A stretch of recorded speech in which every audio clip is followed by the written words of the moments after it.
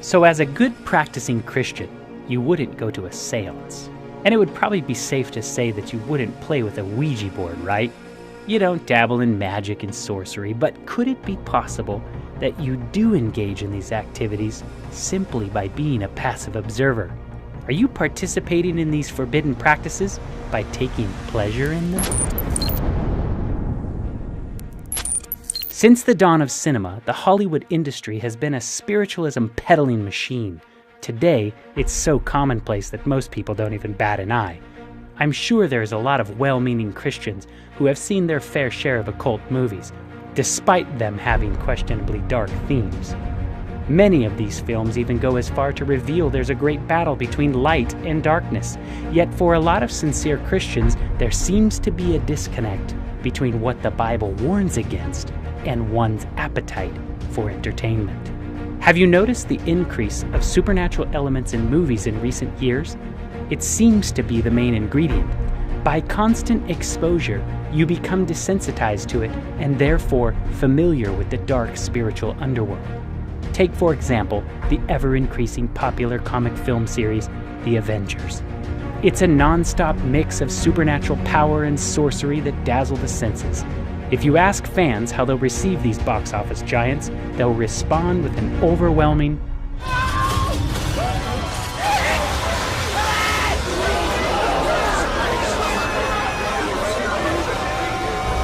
The movie creators have planned for years how to bring their stories together with one goal: to battle a supervillain named Thanos. What we always try to do at Marvel Studios is we're building the cinematic universe, is look at the big picture. How can things relate across movies and across years? Avengers Infinity War is the culmination of the entire Marvel Cinematic Universe as started in May of 2008 with the release of Iron Man 1. And it really is an unprecedented culmination of a series of films interlinked together, which at the time had never been done before. And for us, the important thing is making it all come together. We know they're going to face Thanos. We've been setting that up since Avengers 1. Who came from a group in the universe called the Eternals. He seeks supreme power and is on one personal mission to acquire all the Infinity or Soul Stones, as sometimes they're referred to. According to the Marvel Wiki, each stone has certain powers associated with them, like controlling the souls of the living or the dead, ultimate control over life in the universe, the ability to see in the past or the future, omnipresence, or the ability to read thoughts and dreams, or the ability to create anything, along with the access to manipulate all forms of energy. Do any of these powers sound familiar to you, in a biblical sense?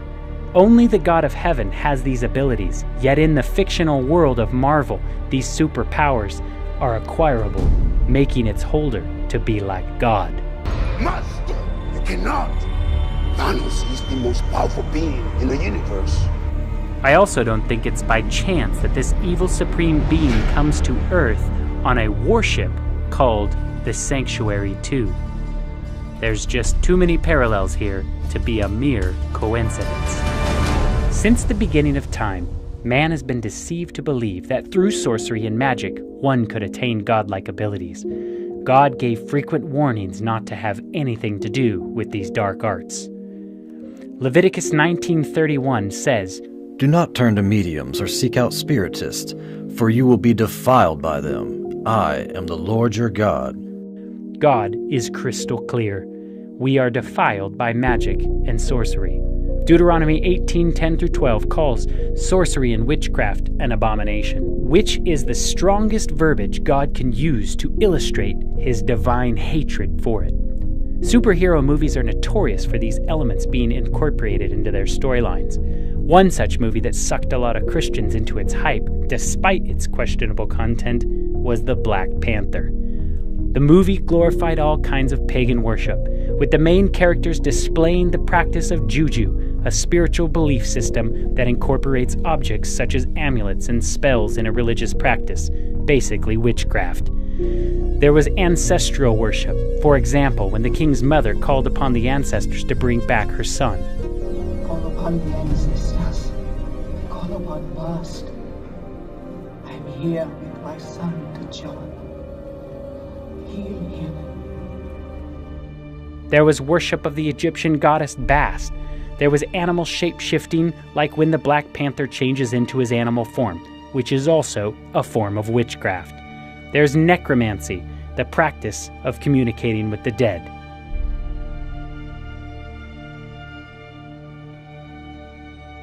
In the days of ancient Israel, these practices were so despised they were worthy of death. The Bible has very strong language to warn against these practices. Leviticus 20 verse 6 says, And the soul that turneth after such as have familiar spirits, and after wizards, to go a-whoring after them, I will even set my face against that soul, and I will cut him off from among his people. No Christian wants to think that God would set his face against our souls. Those are pretty harsh consequences for engaging in such practices. My suggestion, you should stay far away from them. Don't support them with your money, your eyes, or your attention. So in the light of this, here are some upcoming movies that you should probably scratch off your must-see lists. A House with a Clock in Its Walls, produced by Steven Spielberg's production company called Amblin Entertainment, is nothing shy of satanic.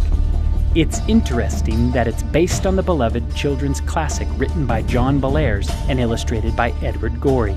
It's quite a scary thought to think that this is children's material. The writer of the Harry Potter series, J.K. Rowling, is back at it again with her newest occult agenda in the children's film Fantastic Beasts and Where to Find Them, Part 2. Ironically, it's said of the main character, I know he's working under your orders. What do you have to say for yourself, Dumbledore? If you'd ever had the pleasure to teach him, you'd know Newt is not a great follower of orders. I know someone else who's the king of not following orders. I also find it interesting that in the trailer for the film, it asks the question, who will be able to stand against the darkness? Are they suggesting that the only way to do so is to use witchcraft and wizardry? Might want to mark this one off your list as well, because my Bible tells me in Ephesians 6:13 that the only way to stand against the darkness is to put on the full armor of God. And when that evil day comes, you may be able to stand your ground. The helmet represents salvation. Jesus is your salvation. The breastplate represents righteousness. Jesus is your righteousness. The belt represents truth. Jesus is the definition of truth. The shoes are the gospel of peace. Jesus is the Prince of Peace. The sword is the Word of God, and the whole book points to Jesus. That means the only way to stand against the darkness is to put on Jesus. Disney is one of the biggest peddlers of the occult. They have 6 films that will hit the box office this year. Out of these 6 films, all of them have elements of the occult. That's 100%. It's not family-friendly anymore, folks. The devil is preparing for his final deception, and spiritualism is preparing the way. The Bible gives clear instructions so that we will not be caught off guard and be deceived. Thanks, Satan. It's subtle, actually. Got it. The only way to withstand this delusion is to know the truth, and the truth is only found in the Bible. You must not only hear what it says, but you must become a doer of the word. If it warns you against engaging in spiritualism, then it would be wise to heed its advice. 2 Thessalonians chapter 2, verse 9 says, Even him whose coming is after the working of Satan with all power and signs and lying wonders, and with all deceivableness and unrighteousness in them that perish, because they received not the love of the truth, that they might be saved. And for this cause God shall send them a strong delusion, that they should believe a lie, that they all might be damned who believed not the truth, but had pleasure in unrighteousness. Movies are powerful. They influence the viewer and leave a lasting impression upon the mind. 1 Timothy 4 describes a group of people that once had the faith but left it because of seducing spirits. Don't fall prey to Satan's devices. If it has spiritualism or the occult in the films, don't watch them. The world is getting darker, and it's only by the true light, which is Jesus, not the occult, will guide us through these trying times. I leave you with this thought from the Apostle John. John 3:19 says, "And this is condemnation, that light has come into the world, and men love darkness rather than light, because their deeds were evil." Hey everybody, thanks for checking out our video. You know, we designed these LEDs to help you think about the spiritual impact that some of these films have upon your life. If you like this kind of content, you know, hit the subscribe button below. If you want to help us produce more of this content, then check out our Patreon page. We've got a lot of cool perks there. And also, if you liked any of the B-roll clips, we got them from videomission.com. It's a cool new website where you actually can get some neat biblical reenactment footage, super cost-effective. Links in the description below. Check it out.